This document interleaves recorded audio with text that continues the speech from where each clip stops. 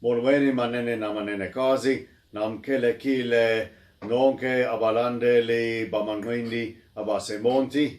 I'm greeting you guys in Kosa because there's a big fight card coming up on Reconciliation Day on Monday at the East London International Convention Centre in East London. And it's a great show promoted by Mr. Ayanda Matiti from Kabak Promotions. And they've promoted many big fights this year. Unfortunately, I'm committed to doing some TV commentary on a fight here in Cape Town, so I won't be there in person. I would have loved to be there, and I hope to make the trip up to East London more once again next year in 2020. But I thought I must talk about this because this is a very good card that we have here. My headlining is junior bantamweight Gideon Hardcore Buthelezi. Now he's been on an 8-fight winning streak. He's ranked in many of the world bodies. If I look at the independent rankings like BoxRec or Ring Magazine or so on, they only go to 10, and then he is just outside of the top 10, just waiting to break in. And he's 22-5, his record, and he's taking on an unbeaten young man, originally from Romania, but now based in the United States, Alexandru Marin. Now, Alexandru Marin is a serious challenge for Gideon Buthelezi. He's unbeaten in 18 fights, 18-0, 11 knockouts. So this is a dangerous fight for Gideon Buthelezi. So what will happen here? Now, Buthelezi is a southpaw. We must remember that. He's only got 5 knockouts in his 22 wins. So that would indicate that he's more of a boxer, not really a puncher. But in his last fight in July of this year, I was there at the convention center ringside, and he surprised everybody by knocking out his opponent from Mexico, Adrian Jimenez, in the first round. He was aggressive, his punches was sharp, and he just went for it. And I was talking to one of the trainers sitting there ringside with me. I think it was Colin Nathan, and he said something to the effect that Gideon Buthelezi has got a very careful, calculated boxing style, so he can actually punch. He just never goes full out for a knockout, and there he did. So perhaps that is a change that we see in Gideon Buthelezi. So I did a bit of a study on Alexandru Marin. He looks like a tall, rangy sort of junior bantamweight. I can't find exact stats on Gideon Buthelezi's height and reach, but I think he's going to be a little bit taller and rangier than Gideon Buthelezi. And what I can see in the record of Marin is his last fight. He won a close decision over Luis Concepcion, who is a former WBA World Junior Bantamweight champion. He's fought guys like Adrian Hernandez 3 times. He has a win over him. He's fought guys like Carlos Cuadras, very respectable showings. So Luis Concepcion is a tough fighter, and Alexandru Marin was able to get through that fight. Now, he's a kind of a guy, he boxes behind a high guard, he does everything okay, nothing stands out, nothing is really brilliant, but he mixes up his shots to the head and body quite nicely, and he's got a reasonable work rate. He's busy. He simply outworks and outpoints you. But what I do see is he doesn't like pressure too much. You know, every time Concepcion opened up on him, he looked uncomfortable and he goes covering up like that, you know, and then he stops throwing punches. He waits for it to stop and then he throws again. He doesn't like throwing with his opponent that much. And I also went back and watched a fight that he had against Bruno Escalante, who of course is a southpaw, just like Gideon Buthelezi is. Now, what I noticed about Marin, he gets caught by those straight left that a southpaw throws, you know, this side around from that side.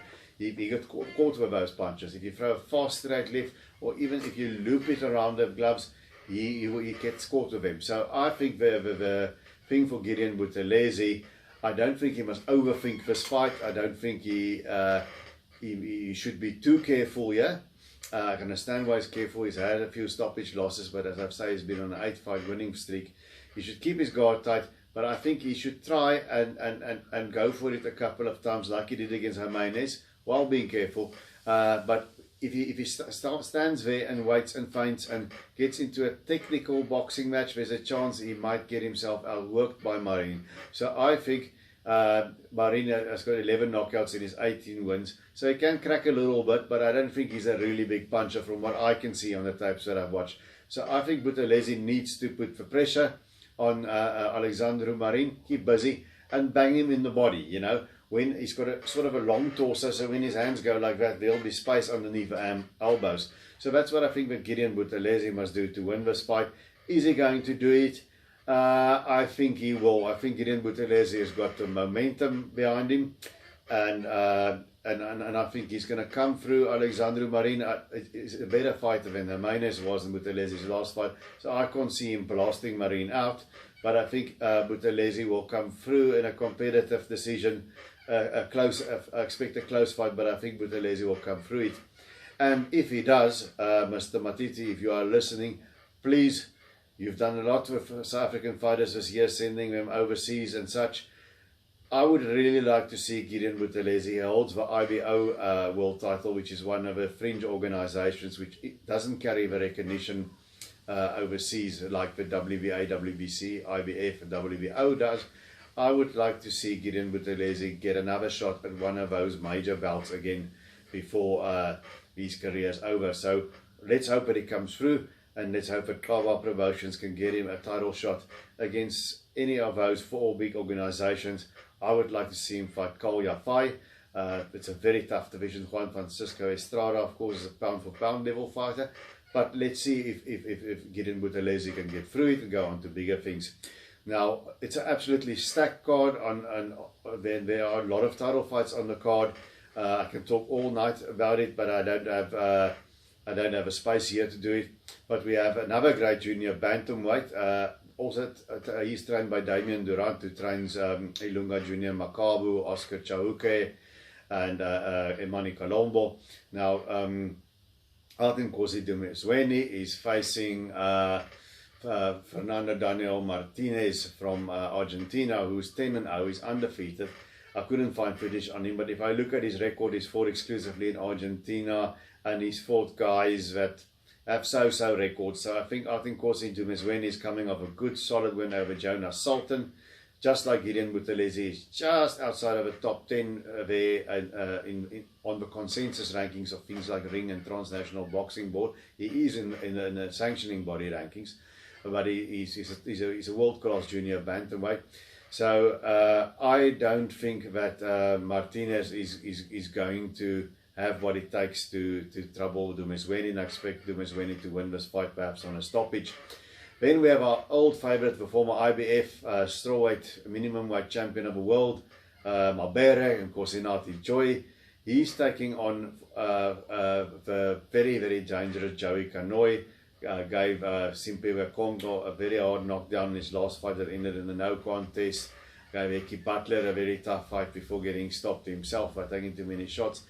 Joey Kanoi is dangerous. He's a typical unorthodox Filipino fighter. We know him here in South Africa. He comes there to knock your block out, and he can hit hard, I think. And of course, Inati Joy is getting on in years. He looked good in defeating the young upstart in Shlanshla Chicha, but then in his last fight against Baleni, it was also there at the convention center, was a tussle. He fell down, injured his shoulder. So I think, although of course Inati Joy he still has the punch, he's a clever man in that ring. He knows how to work a game plan, like we saw against Chicha.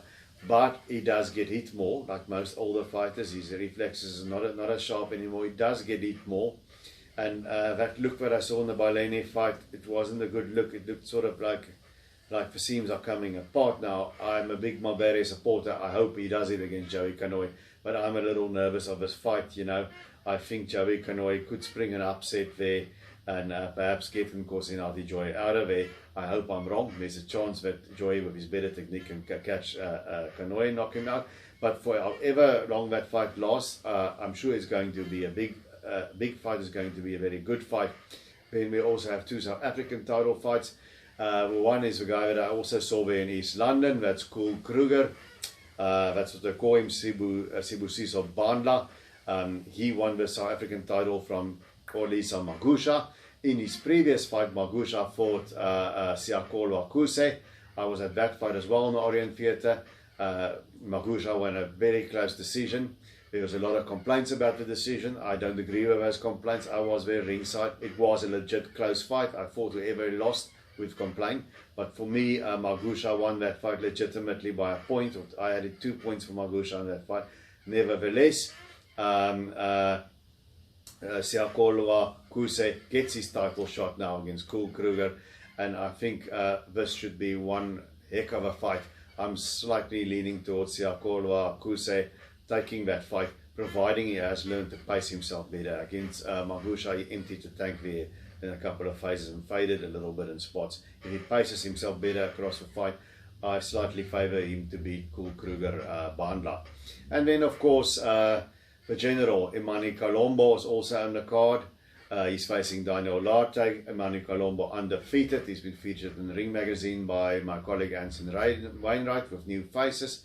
He's knocked every single guy out that he's faced in 13 fights. He's facing Daniel Lartey, who can also punch. It's for a WBO African title, which will hopefully get him in that organization's rankings. And I think it's only going to go bad for Daniel Lartey. Colombo, for me, is a heavy-handed guy. He puts on the pressure. I think he takes too many right hands. There's still work to be done. His technique is good. He's heavy. He's got heavy hands. He brings the pressure. It's exciting. I think he takes too many right hands. So there is still leaks and stuff in the defense. He's not quite the full article yet, but a tremendous prospect. And it depends whether Daniel Lartey wants to keep fighting after he takes a few Colombo shots. I think he might make it competitive for a while, but in the end, I can only see Colombo standing and Lartey on the floor. So I have to go with a general there. So that is it for the big show on the big card, the Kaba Promotions card at the International Convention Centre in East London. And until I see you guys again, Pakamisani Zandla.